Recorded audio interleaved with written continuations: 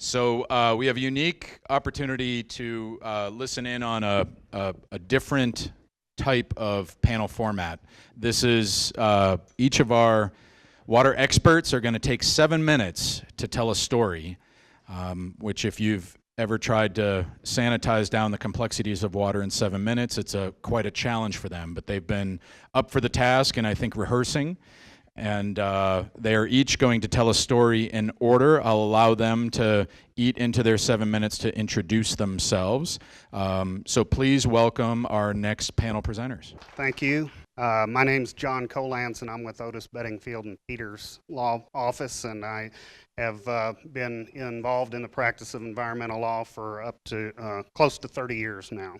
So what story I wanted to tell about is the Joint Operations Plan, or JOP.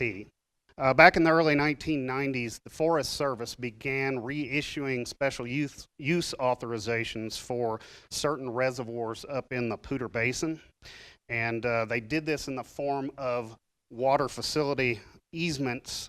And the federal regulations at the time and the Forest Plan required the Forest Service in issuing these easements to consider the scenic and aesthetic values and to protect fish and wildlife habitat.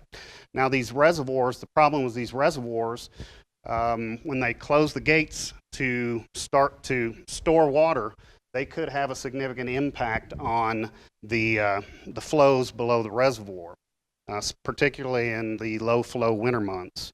So to address this problem, the Forest Service decided it would impose some requirements in the easements that they were issuing that would require a continuous release of water during certain times of the year, and these were termed bypass flows.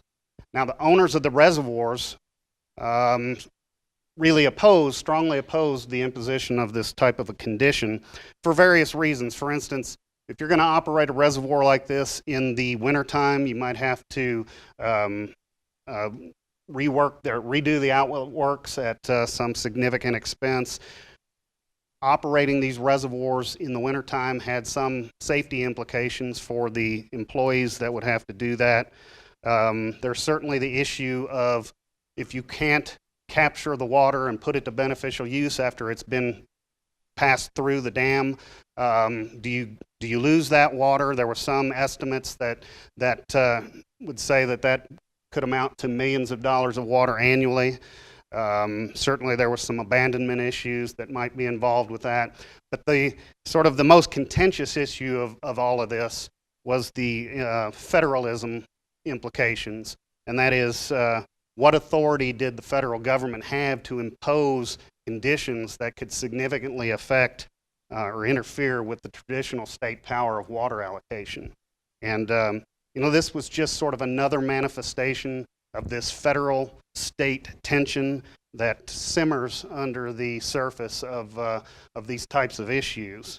So in contrast to the reservoir owners, the environmental community strongly supported these, particularly TU in this instance, particularly supported these bypass flows, Trout Unlimited, I should say, as a way to protect the fishery in the basin. Now, in the face of this strong opposition, strongly held opposing beliefs, the reservoir owners eventually worked out a plan that called for cooperative operations of certain of the reservoirs up there. It's a little difficult to see, but the reservoirs in the lower left there is Joe Wright, that's Fort Collins. The top two are Chambers and Barnes, owned by Water Supply and Storage and Greeley, respectively. And then in the lower right, that's Peterson. They would operate these. Chambers wasn't up for a renewal of its authorization at the time, but it was part of these coordinated operations. So generally, this plan that they came up with consisted of, to the extent that water was available and could be put to beneficial use, it would be released from Barnes Meadow and Chambers at a target rate of 10 CFS, and that would be done from November 1 through March 31 every year. This would total about 3,000 acre feet annually. Now, the These winter releases would be used by Fort Collins and Greeley for part of their municipal demands. This 10 CFS target was expected to be attainable 9 out of every 10 years, except during times of severe drought or inability to put the water to beneficial use. And there was an element of flexibility here so that you could adjust these releases seasonally. For instance, if you had particularly wet fall, you could push the releases into April as opposed to cutting them off at the end of March. Here's just doesn't show up very well, but it's a big satellite view. The yellow pins on the left side of the slide are the reservoirs. The pin on the far right side of the slide is where the North Fork comes into the Poudre. The Poudre runs between it, and the JOP would benefit almost 50 miles of the Poudre main stem. So just some notable aspects to point out about this plan. The parties involved have implemented it every year since 1994, and they've met that 10 CFS 3,000 acre foot target every year except this past year when Greeley had to do some work on its diversion at Bellevue. I think that went through about February or so, and then it was resumed. But in the meantime, Fort Collins was able to release 4 CFS, so the plan wasn't completely abandoned even in that year. This 3,000 acre foot of annual flows more than doubled what had been traditionally released from these reservoirs, which was about 1,200 feet a year.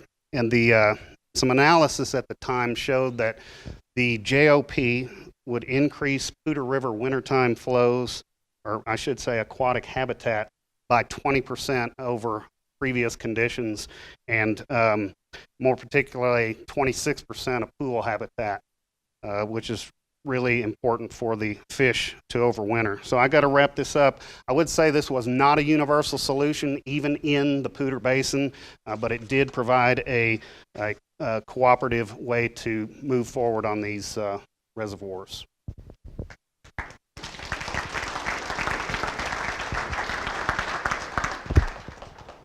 How many of you remember last year when Peggy Reeves was supposed to be here, but she broke her ankle and I had to pretend to be Peggy Reeves? Raise your hand. Well, Peggy, I think I did okay, and thank you for coming. Today, Ellen Wall, worldwide renowned fisheries or rivers expert, is terribly sick at home. And she texted me this morning that she would not be here. So I am going to be Ellen Wall today. This will be, so if you'll bring up Ellen's slides, this will be a wonderful exercise in what Martine said about listening to understand. Because we asked Ellen to present on the very controversial concept that a river has rights.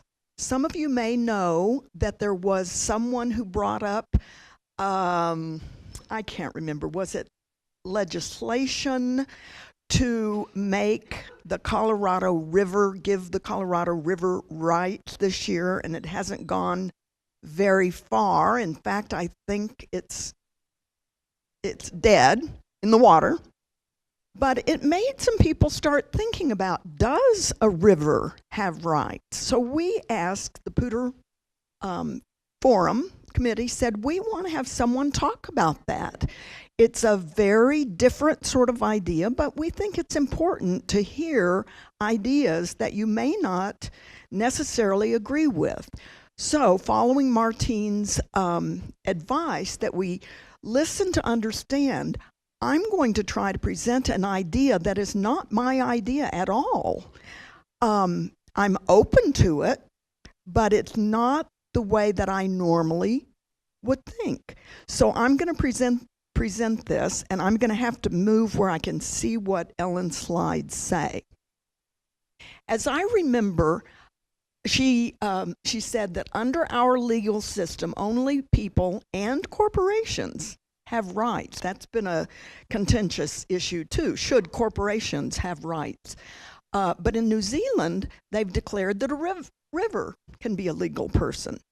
So if we follow the New Zealand lead and grant rivers legal status as persons, what would an environmental Bill of Rights look like for a river?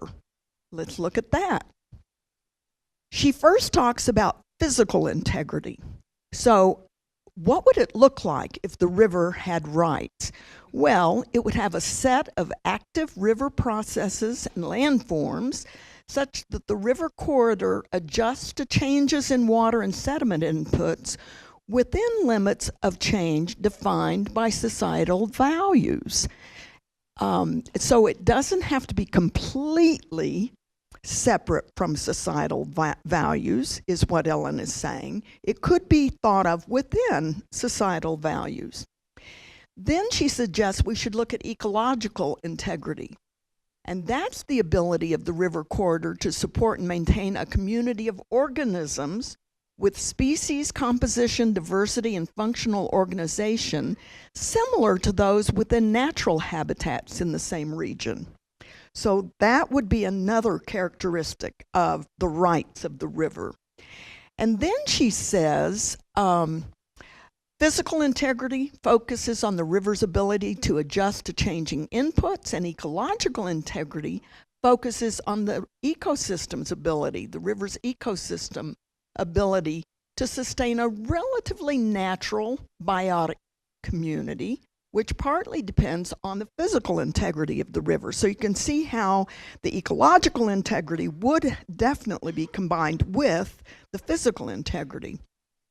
So then she puts it together into river integrity, and she says that combines these definitions, the two, physical and ecological, to describe the ability of the river to adjust to changing water and sediment inputs, and through these adjustments to maintain habitat, disturbance regime, and connectivity necessary to sustain native biotic communities.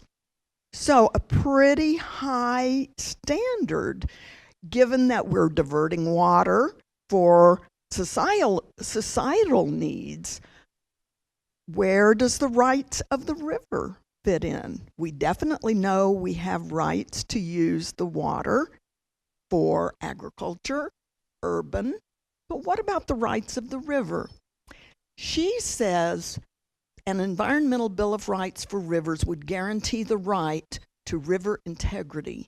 Why do it? Because it's right, and if we don't, we lose fundamentally necessary clean water as well as other ecosystem services. And we'll skip the last slide. It goes into more detail, but I think you can get the idea of what she had to present.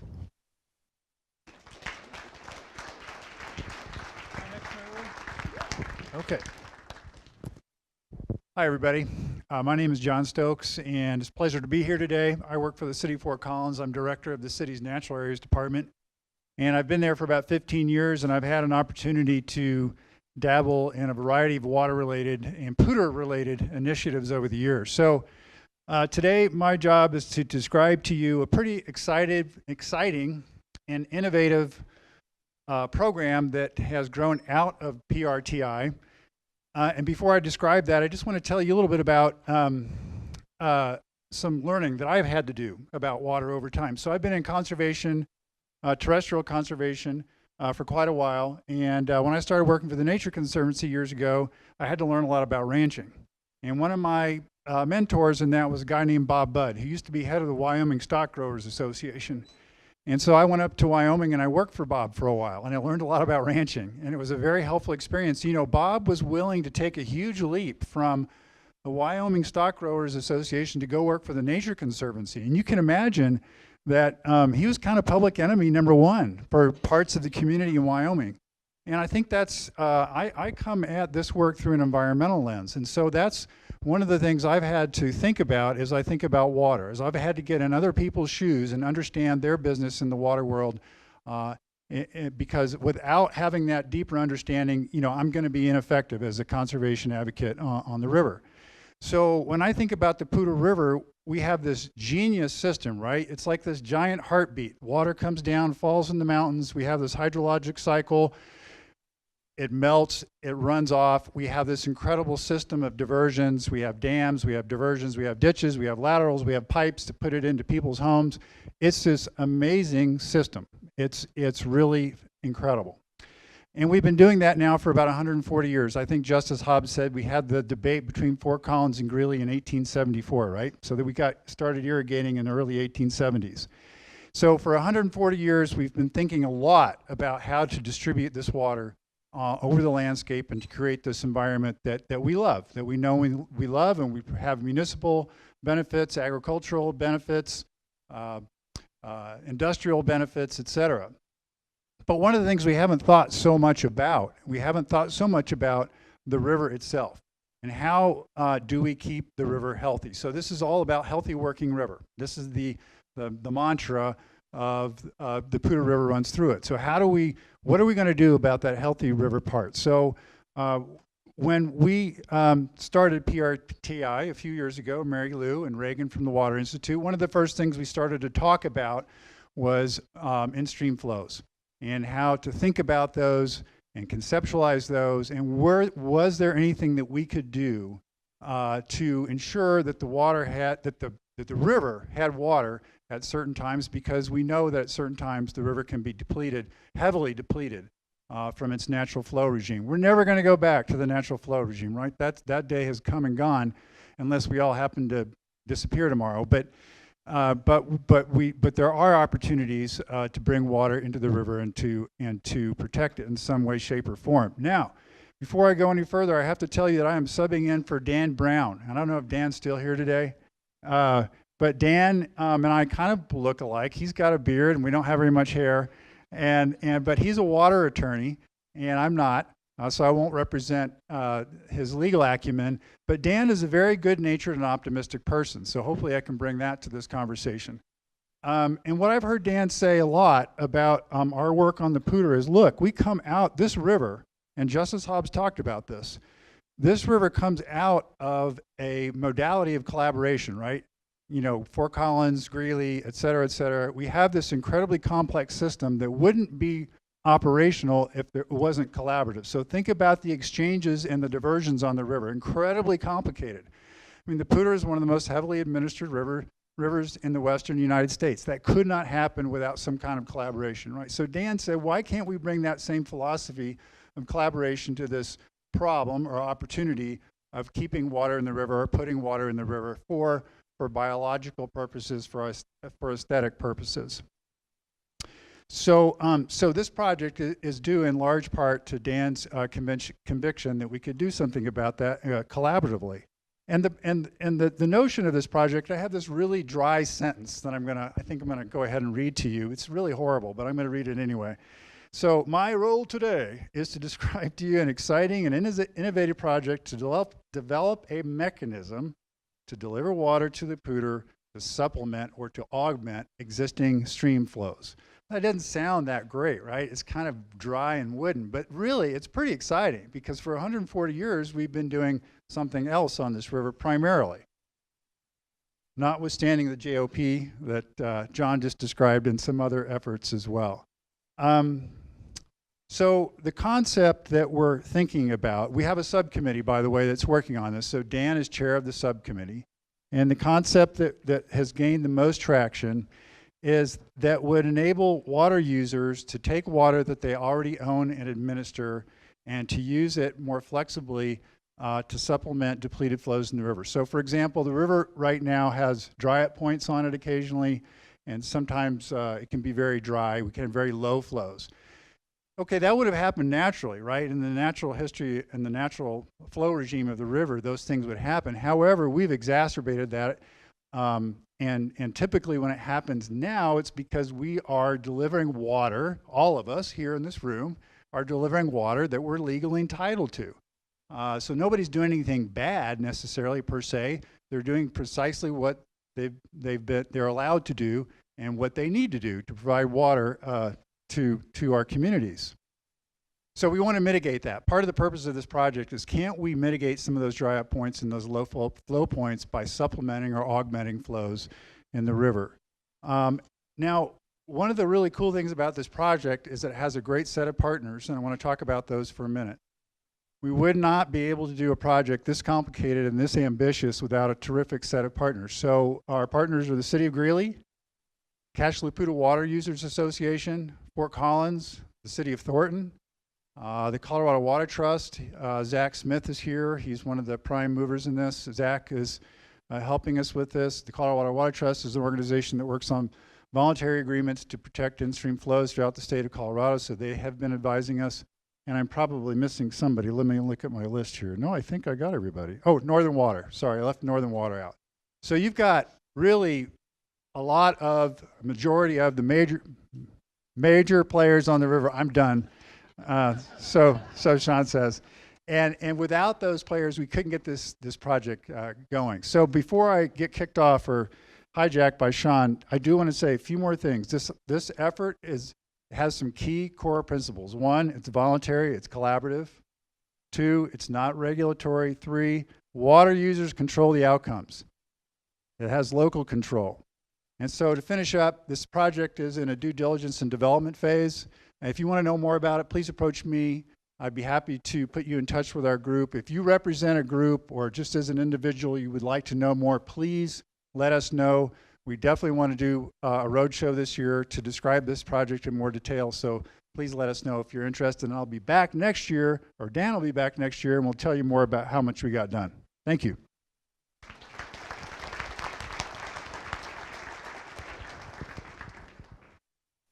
Hello, everybody. I'm Kirk Foutch. I'm missing a little bit of my voice today, but I worked for 35 years as a river ecologist and fish biologist at Colorado State University, teaching students about those sorts of things. And I always value coming to this conference because I learned so much, and I realize the complexity of water in the basin. So as far as I understand it, we remove about 65% of the water from the Poudre, and the proposals going forward are to remove some proportion more of that. And so I was thinking as a river and fish ecologist about what we gain and what we lose from those removals of water. Certainly we all gain water to drink and flush and grow the crops that we've heard about and we see on our tables and the landscaping around our houses, and this sustains a really important agricultural community and economy.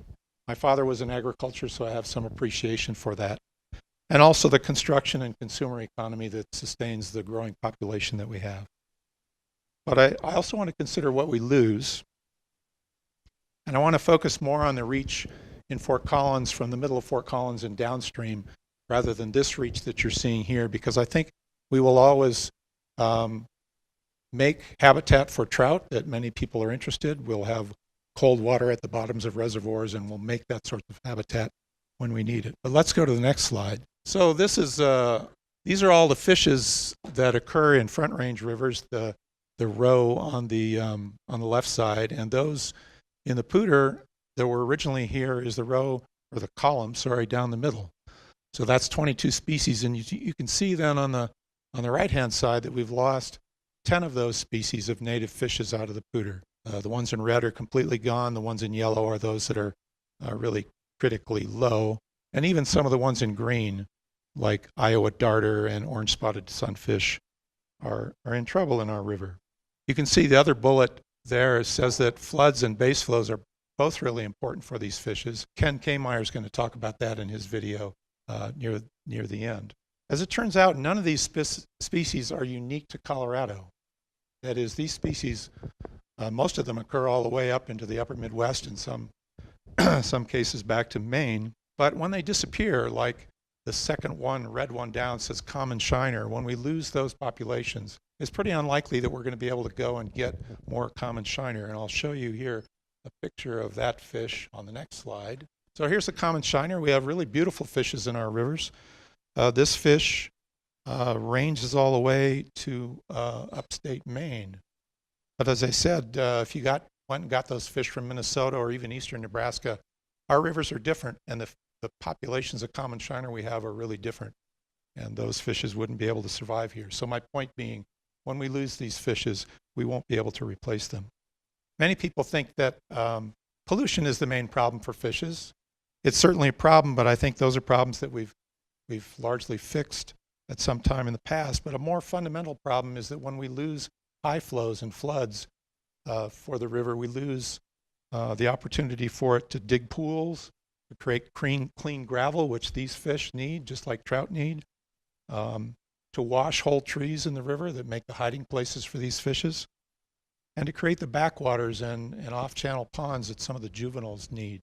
And we've also recently discovered that a lot of these fishes need to move far more than we thought, in the range of 1 to 6 miles, even for little fishes like this, to find the places they need for refuge during dry summers, refuge during floods, and find all the places they need to feed and rear. So that's one key feature we're finding, is that even small fishes need to move along these channels. So they tend to die out when we put in diversion structures, drop structures, kayak parks, ponds that tend to get occupied by largemouth bass that like to eat small fishes. All those things can spell the end for some of our fishes. But recently I began to ponder what we need as humans about rivers, and maybe this gets to some of the aesthetic things that John was talking about. Why would we humans want to bring this river along with us into our future with its complicated water laws and trying to conserve some in-stream flows? Well, there's actually interesting science here, and it shows that even the sound of running water is the most preferred sound that's ever been tested, of any sound ever made. It reduces our heart rate, reduces our muscle tension better than any sound that anybody's ever created. The sight of natural scenes with watercourses like the Poudre, when we cross it and go along it, can help calm us and heal us. Patients recovering from everything from dental procedures to open heart surgery have less anxiety and require less medication when they can view these natural scenes. But I also realized that I really needed to go something beyond this and think more deeply about what's essential about rivers like the Poudre. And it's become clear to me that we need far more from rivers than simply water to drink and flush and grow crops. It has to do with the wholeness and resilience that we seek from these places. It has to do with things like coolness on a hot summer day and seeing mists rising off the river on crisp fall mornings. Luna Leopold, who's the son of Alda Leopold, one of our greatest conservationists, spent a career pondering the interface between human uses of water and an ethic for managing water in the West. And 40 years ago, during the drought in the 70s in California, he wrote, "To test whether the hydrologic system is operating satisfactorily by economic and legal criteria alone will not guarantee its continued health. What is needed is some deeper feeling." So for myself, I realized that like trees and music and good health, streams and rivers are a gift to us as humans. They're part of the essence of our lives in these surroundings that we inhabit. They cause our deepest emotions to gather and flow near the surface and make our days and seasons and years worth living. They're essential for us to be whole people, psychologically and spiritually. We need their sounds and their views and their sound advice. And in the end, I believe we will need to understand how and why we love rivers if we hope to conserve them. Thanks very much.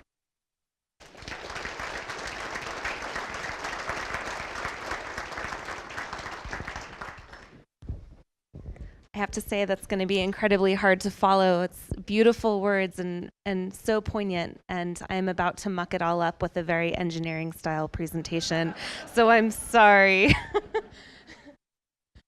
I'm Carlin Armstrong. I work with Colorado Parks and Wildlife, and I do water resource engineering, and I coordinate CPW's work on mitigation plans for large water projects. And before we get started, I need to preface this with two things. I'm going to be talking about the NISP Fish and Wildlife Mitigation and Enhancement Plan, and specifically the Poudre River flows.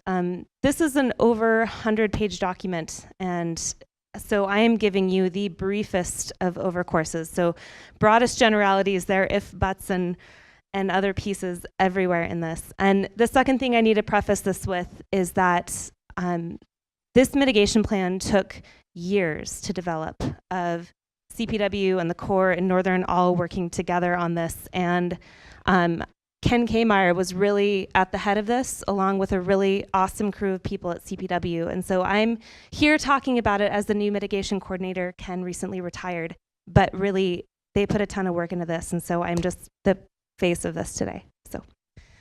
So for us to talk about flows, we need to talk about how we got here. Fish and wildlife mitigation plans are required under state statute for any water project that has a federal component. And so what happens is during the federal permitting process, the proponent, in this case, Northern NISP, develop a fish and wildlife mitigation plan to offset the impacts to fish and wildlife resources that are going to be caused by their project. They work with CPW very closely to evaluate these impacts and figure out what can be done to offset them. Once that is drafted, it goes in front of the Colorado Water Conservation Board and CPW Commission for recommendation to become the state's position on fish and wildlife mitigation plan. If they both recommend it, the state sends it to the federal government, and ideally it gets wrapped into the federal permit. So where we are on this now is NISP has a fish and wildlife mitigation and enhancement plan. So they are both doing mitigation work and enhancement work above and beyond what the river is today. And the federal permit is not yet issued, but the state does have an opinion, which is this plan.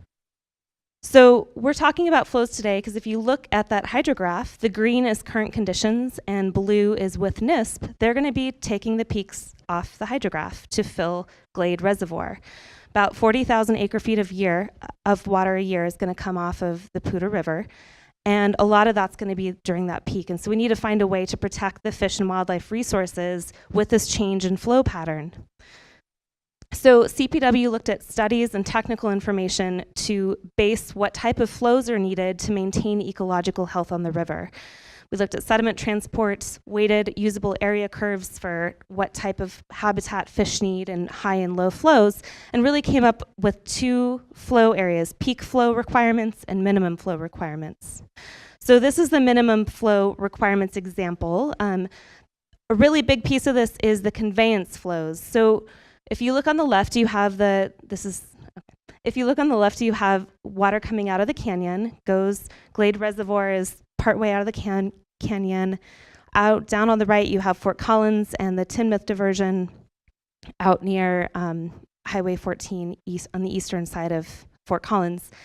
And the green water is what would be coming down the river naturally. Say in December, that water doesn't always make it to Fort Collins. There's not a lot of water there, and the river often dries up. NISP is going to have conveyance flows. They're going to take water out of Glade Reservoir, put it into the Poudre River, and pick it back up in the east side of Fort Collins for 13 miles to keep water in the river 365 days a year. In the winter, that's going to be around 18 CFS, and in the summer, that's going to be 25 CFS.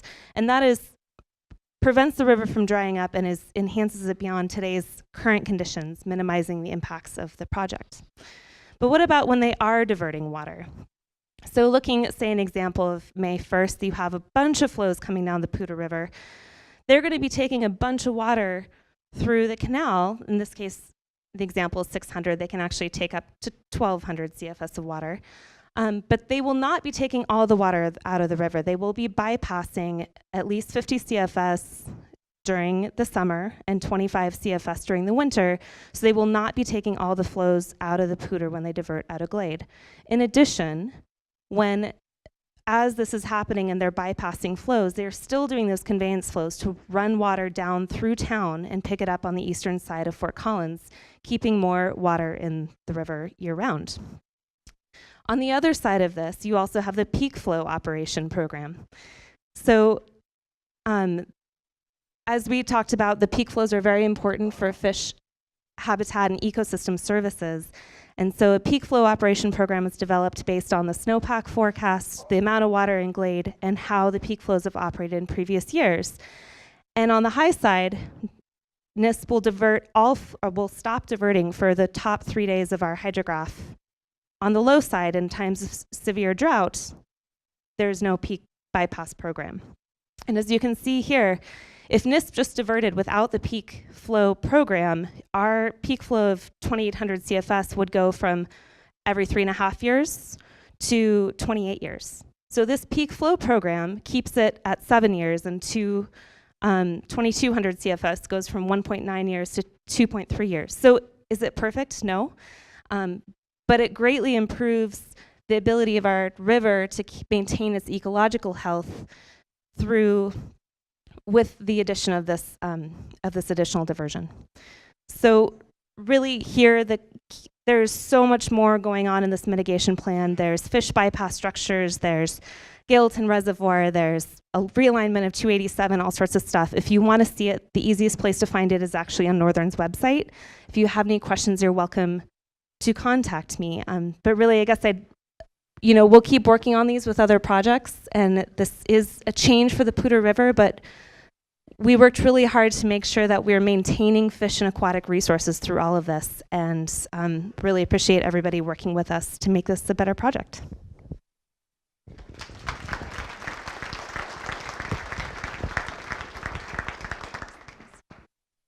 Ken Kehmeier is, as was mentioned earlier, recently retired from Colorado Parks and Wildlife and has a interesting perspective and proposal for consideration on the Poudre, and wasn't able to be here, so he did agree to be put on film so this could be forever archived and blamed on Ken. So take it away, Kenny. My name is Ken Kehmeier. I'm recently retired from the Colorado Parks and Wildlife and have been associated with the Poudre River since the early 1980s from the standpoint of the fishery.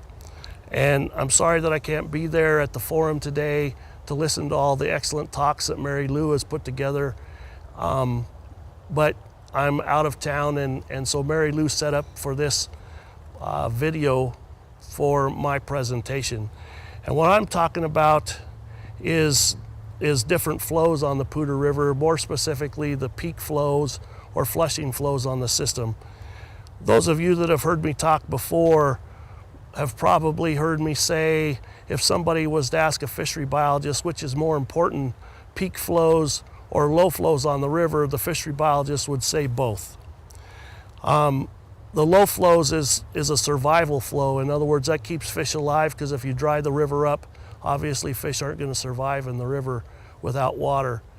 The high flows is for habitat maintenance. It keeps the sediment transport system in place and keeps all the substrates and the aquatic invertebrates and the fish happy and healthy, plus provides water to the riparian area and wetlands that are associated with the river. If you look at the Poudre River is a river very similar to other rivers along the Front Range. Even though as you move downstream you have an increased drainage area, the Poudre River has a decreasing flow. In other words, as you move downstream, the river becomes smaller, and that's mostly from about the time it leaves the Poudre Canyon until it gets to the city of Greeley, where it has a confluence with the South Platte. And so with that decreasing flow, you see a very big change in the river itself. The river tries to heal itself with less water by narrowing and making a system that is more compatible for the flows that it sees. If you look at the Poudre River and compare from the 1880s into the 1920s and compare that time frame of flows with the 1975 to the present time, you'll see that the peak flows or the high flows in the spring in the Poudre River, when you compare, have lost 21% of the high flow that you would see in the Poudre River from historically at the mouth of the canyon. In the city of Fort Collins, you lose about 41% of what we used to have. And at the city of Greeley, you end up with about 63% less water than what historically the Poudre River used to see. That's just due to water use in the system and the increasing demand that we put on the river itself. That has some problems, because what happens is you get less sediment transport, and so you get large deposits of sediment coming out of the mountains when we have fires like the Hyde Park fire or other practices that put muddy water or silt and sand into the river. That deposits out because it can't be flushed out by the higher flows. What causes problems there is you lose fish habitat. If you fill in the interstitial spaces in the gravels and cobble area in the river, you start to impact the ability of fish to spawn. You also impact the ability of small juvenile fish to survive because the cobble doesn't have the habitat around it for them to survive. We've seen a loss of about 5 to 6 different native species in the Poudre River. We've seen a decrease in the number of or an increase in the number of non-native fish in the river, so that has an impact on the natural area of the river. If you look at peak flows in the Poudre system, it not only maintains fish habitat, but it maintains connectivity with the floodplain. It also maintains sediment transport, which is important to the health of the river. Part of that health of the river also is beneficial to the water users in the river because it would maintain sediment transport around their structures, their diversion structures, and provide them with less maintenance on their structures. Historically, the peak flows are the difficult flows to have a discussion about because that's when water's available to all the various water users in the basin. And so that's why peak flows are always at the forefront of many of the most controversial discussions that you have surrounding the river. There becomes a break point for the river that if we keep taking more and more water out of the system and not pay attention to the health of the river, it could have detrimental impacts down the way on all water users and all groups associated with the Poudre River. My proposal is how do we begin to have a collaborative effort and a group discussion about a flushing flow events and have all the different water users at the table having that discussion. Because if you have one user group that agrees to a flushing flow in the river and provides X amount of CFS to the river that's considered a flushing flow, and the next diversion structure downstream takes the majority of that water because they can, all of a sudden that impact of that, the positive impact of that flushing flow is not there anymore. Typically, if you read and look at a natural system, the flushing flow is about an every 2-year occurrence. So it's the reoccurrence of the same flows every 2 years. And what we would like to see is those reoccurrence of those flows happen for up to 3 days at a time. So in other words, everybody would allow the high flows to go down the river for a time frame of around 72 hours. It would have to happen at the beginning of the season, and everybody would have to say, we're at a situation this year where our water supplies and our reservoirs and everything is pretty good. And so we could allow a 3-day flushing flow to happen on the Poudre. And what you would do is then you would look to see what the predicted peak was going to be, because our hydrologists are that good now, they can tell us when it's going to happen and how much it's going to be, and you just work towards that, and you get out of the river on that day and you get back in the river after 3 or 4 days to put peak flows into the Poudre River and not have a negative impact on the economies of the Poudre River, on the working side of the Poudre River. And so the discussion has to be is how do we get to that point to be able to have the water users and the environmental groups sitting at the same table and have a logical discussion about how to make that happen. Great, thank you, Ken. We have time for Q&A. Please don't ask Ken a question that we didn't figure out. So does anybody have a question? Come on, you haven't been shy. We've got one over here. I'm interested to hear Kirk Fouch's perspective on the proposed mitigation plan for NISP with regard to ecological health of the river. I'm going to beg off that question a little bit. I hate to give my personal answer, but I did read it. I weighed in on the mitigation plan. I have some concerns, but my wife just had 2 bad medical things happen, and I'm kind of down with that emotionally, so I'd rather not try to. I was not able to reread things I wished I had been for today, so thanks for the question. I think people like Kevin Bestian, who made that second slide, he's director of the Laurel Fish Lab, is really right up to speed on the Poudre situation from a fish ecologist perspective, and please ask Kevin those questions right at the moment instead of me. So thanks anyway. John, I got a question. I'm just a hillbilly rancher from Livermore, so I'm going to ask you a little bit about the Flows project. So I look at this as an opportunity for a public-private partnership where private water users, water holders, can work with environmental groups and utilities to maybe find mutual benefit, whether it be financially and or ecology or health of the river, and an opportunity for us to leverage existing infrastructure, existing water rights without really having to build anything new. Is that kind of how you understand that? Yeah.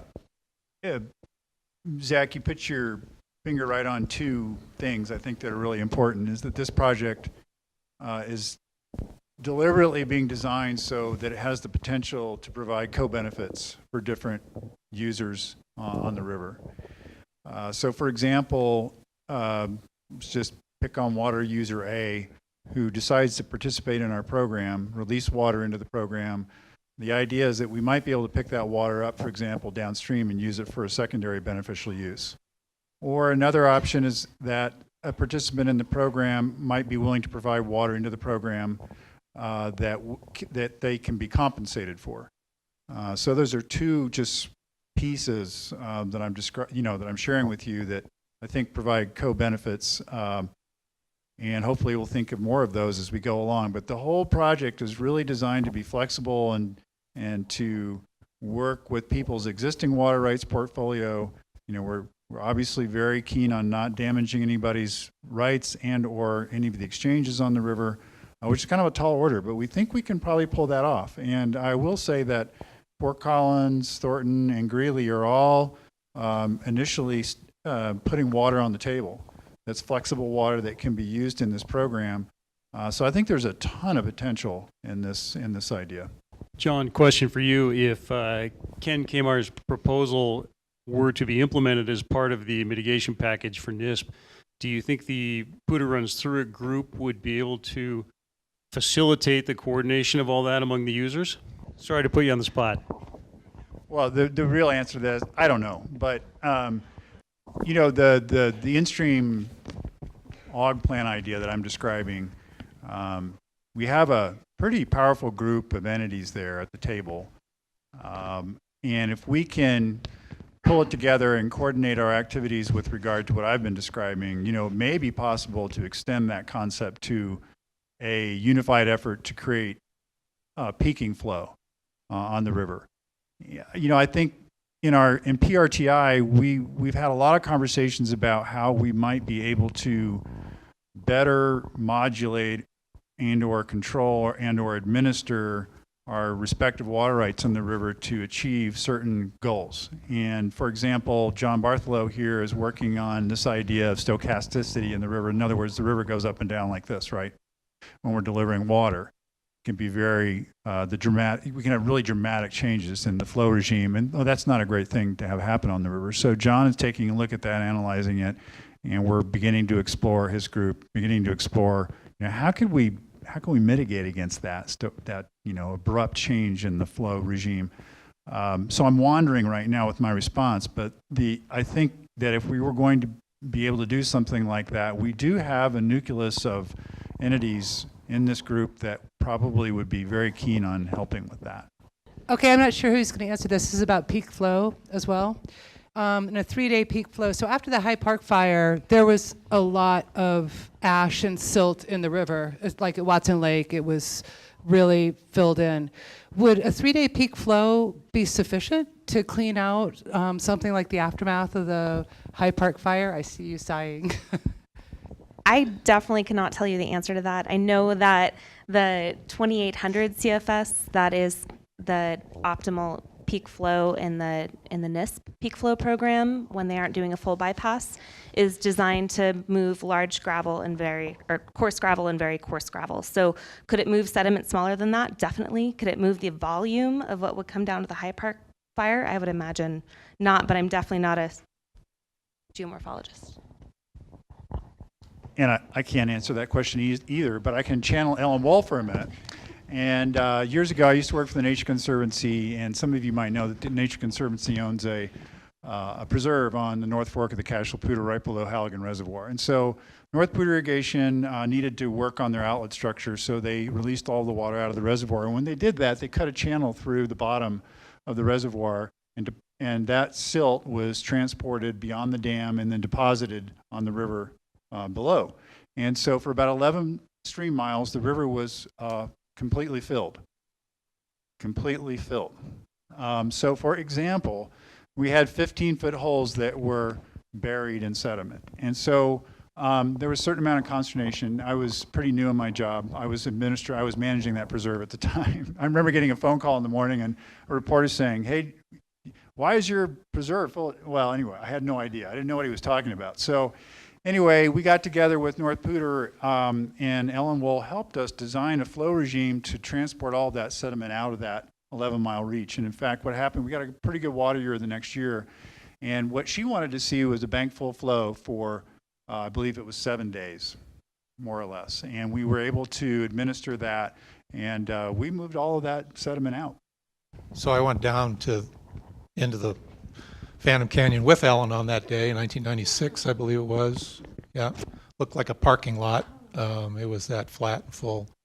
And in terms of one of the concerns about both ash and sediment is, do you have the habitat for fish, for example, as one of the biotic components? And my feeling was that the fish would come back because we had just been studying their movement, as I mentioned.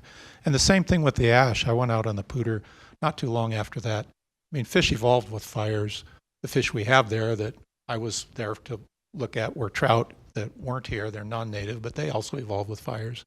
So it's not the worst thing. There are ways that the biotic community buffers that, and that ash was moved out.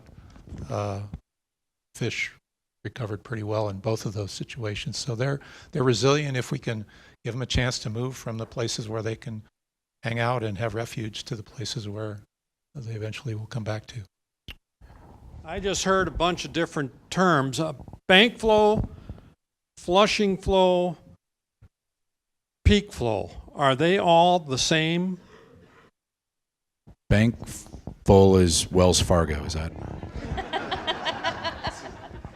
They're close and very interrelated. A peak flow is the more broad term, probably for a range of flows that you could have. And what that range is, you could have a bankful flow, that would be a peak flow. You could have less than a bankful flow, that would still be considered a peak flow, but wouldn't reach that flood stage the same way a bankful flow would.